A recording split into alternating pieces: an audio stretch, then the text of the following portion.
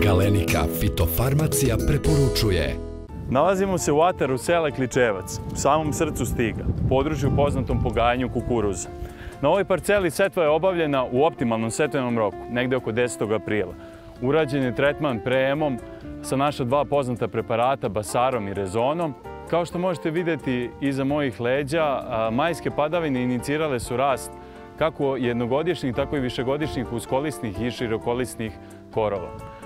Što se tiče suzbijanja uskolisnih, jednogodišnjih i višegodišnjih korovskih vrsta, Galenika fitofarmacija preporučuje preparat Talisman.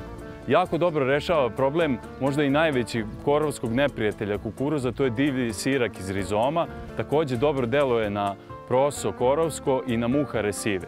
Vreme primjene Talismana je kada je kukuruz od 2. do 7. lista u dozi od 1,25 litara po hektaru. Kao što možete vidjeti, na ovom divljem sirku Talisman je očigledno odradio svoj posao. Korov polako počinje da bledi, uskoro će se osušiti i nestati. Ako želimo da proširimo spektar delovanja i na širokolisne korove, mi iz kompanije Galenika fitofarmacija preporučujemo preparat Scout. Vreme primjene Scouta je kada je kukuruz u 8. i 9. listu, a doza 250 ml po hektaru. Ono što je jako bitno da Scout, pored svog folijarnog delovanja na korove, deluje i zemljišno, tako da će vam dugo čuvati kukuruz od nicanja novih korovskih vrsta. Suncokret, soja, šećerna repa su vrlo važne kulture koje zauzimaju značajno mesto na parcelama naših poljoprivrednika. Svake godine se susrećemo sa problemom uskolisnih korova u ovim gajnim kulturama.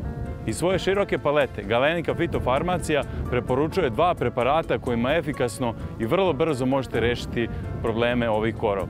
Prvi preparat kojim ćemo vrlo uspešno rešiti uskolisne jednogodišnje i višegodišnje korove u ovim gajnim usevima, znači šećerna repa, suncokret i soja, je Rafal. Rafal 120 je selektivni translokacioni herbicid na bazi aktivne materije kletodima. Spada u najselektivnije herbicide na bazi graminicida i koristi se pored ovih gajnih kultura, znači suncokret, šećerna repa, soja, u velikom broju povrtarskih kultura. Vrlo uspešno i efikasno rešava problem divljeg sirka u dozi od 1,2 litra po hektaru. Ako je sirak nešto većeg porasta, treba povećati dozu primjene od 1,5 do 2 litra po hektaru. Važna napomena pri korišćenju Rafala da se ne sme mešati sa preparatima kojima suzbijate širokolisne korove. Također, dobro rešenje za rešavanje jednogodišnjih i višegodišnjih uskolisnih korova u paleti Galenike fitofarmacije je preparat Globus. Kod jednogodišnjih uskolisnih korova doza primjene je od 0,5 do 1,5 litra po hektaru kada je korov od 3 do 6 lista. Za nešto tvrdokornije korove, recimo za sirak iz rizoma, potrebno je nešto veća količina preparata, od 1,5 do 2,5 litra po hektaru. Da bi rešili uspešnom pirevinu, treba nam od 2,5 do 3 litra po hektaru Globusa i na kraju, da bi rešili zubaču, treba nam od 3 do 4 litra po hektaru. Ono što je karakteristično za Globus, da vrlo brzo posle aplikacije, nakon sat vremena, biljka ga usvaja, pa nemamo problem i opasnost da ga kiše speru. Ovdje vidite klasične efekte delovanja ova dva preparata, Rafala i Globusa, na divlji sirak. Klasična crvena boja, biljka se brzo izvlači iz korena, suši se i odumira.